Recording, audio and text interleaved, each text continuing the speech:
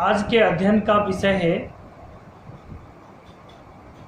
कि गोमुख भूखंड आवासीय दृष्टिकोण से बहुत भाग्यशाली होता है और शेरमुख भूखंड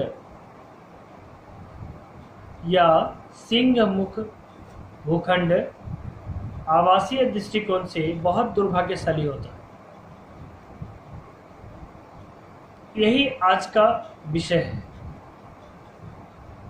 जब आप शेरमुख भूखंड और गोमुख भूखंड की संरचना का अध्ययन करेंगे तो आप पाएंगे कि जिस भूखंड का अग्रभाग छोटा हो, जैसे गाय का मुख छोटा होता और पृष्ठभाग पीछे का भाग फैला हुआ हो, ऐसे भूखंड को गोमुख भूखंड कहा जाता है। और ऐसी मान्यता है कि इस तरह का भूखंड बहुत भाग्यशाली होता है। ये बात आधुनिक वास्तुशास्त्री बताते हैं।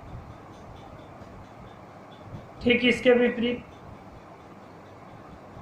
जिस भूखंड का अग्र पृष्ठ फैला हुआ और पीछे का भाग सिकुड़ा हुआ हो, उसे सिंहमुखी भूखंड कहा जाता है, शेरमुख भूखंड कहा जाता है। यह आवासीय दृष्टिकोण से बहुत दुर्भाग्यशाली होता है।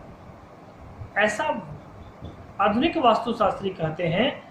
आज के ज़माने के वास्तुशास्त्री कहते हैं वस्तुतः उनके बताने का जो तरीका है सभी परिस्थितियों में सही नहीं होता। आप जब ऐसे भूखंड का अध्ययन करेंगे तो आप पाएंगे कि जमीन में जो चार कोना होता है, पूर्व उत्तर, पश्चिम उत्तर, दक्षिण पूर्व और दक्षिण पश्चिम का जो चार कोना होता है, ऐसे भूखंडों में कोई कोना बहुत बड़ा हो जाता है और कोई कोना बहुत छोटा हो जाता है। यदि दक्षिण पूर्व का कोना बढ़ जाए तो ऐसे घर की स्त्रियां जीवन भर दुखी रहती, और यदि यह कोना कट जाए तो ऐसे घर में रहने वाले स्त्रियां चरित्रहीन होती हैं और वर्णशंकर औलाद उत्पन्न होता है।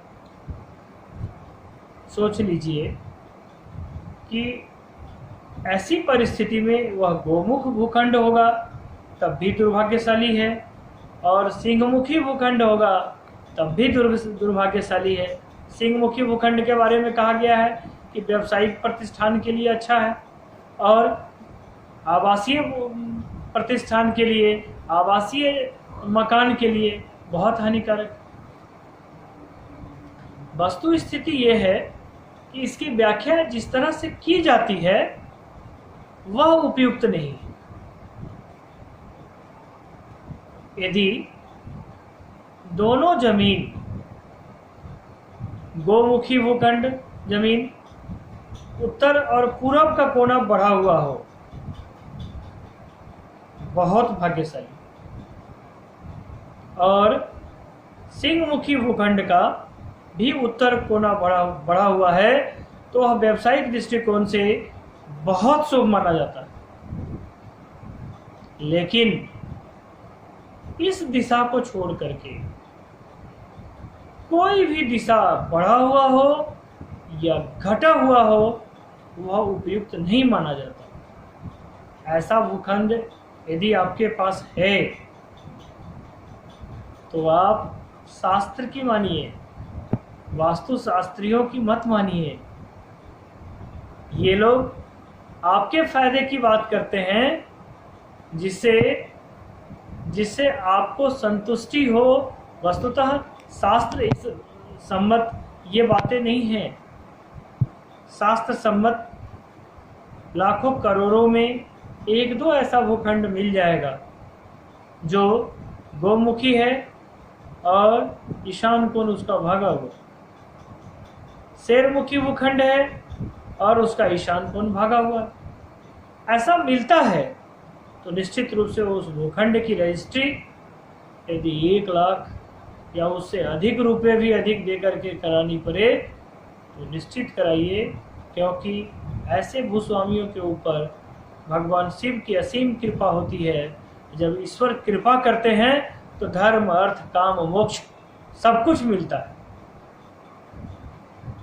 के अतिरिक्त यदि अन्य कोना बढ़ा हुआ है और वह गौमुखी भूखंड है, अन्य कोना बढ़ा हुआ है और वह सिंहमुखी भूखंड है, आप व्यवसायिक दृष्टिकोण से उस जमीन को खरीद रहे हो या आवासीय दृष्टिकोण से खरीद रहे हो, हमेशा नुकसान ही पहुंचाएगा। हाँ, ऐसे भूखंड को